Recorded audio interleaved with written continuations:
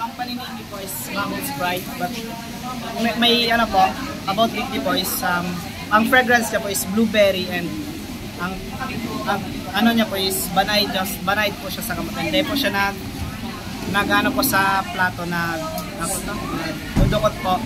Then may new sample pa kaming igibo na paste po ang ilalagay. Bawa na pong dishwashing liquid. Na-common na lang daw po. Kaya ma-research ko na about sa pag-ibo ng paste para po maging unique ang product nito. Okay. Paano kayo nag-camp up sa ganitong idea na ito na lang yung gawin yung project?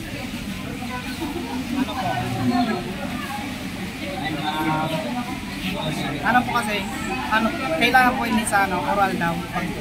Okay. Talaga siya. Kaya po, araw po kanyang ginigin yung product. Okay. Nahirapan ba kayo sa paggagawa ng ganito? Noong una po, kasi sa procedure po, medyo masakit po sila. Kaya tig-adari po kung paano ito mapasunod-sunod. Okay. Magkano naman yung nagastos nyo, ma'am? 130 po sa kasa. Kasi 130. Tapos balak nyo, magkano nyo ibebenta yan?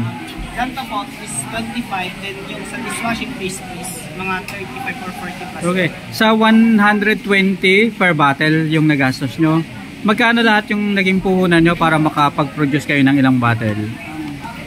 Nasa ano lang po, 500 lang po ang punan. 500. Sa 500 na puhunan, ilan yung nagawa nyo?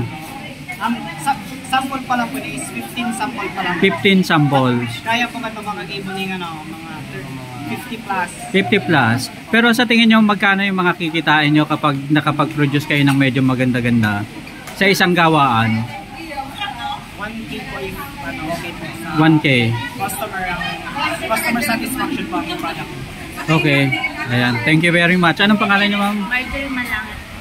Amy Griat Arevalo po. Gerald Siso po.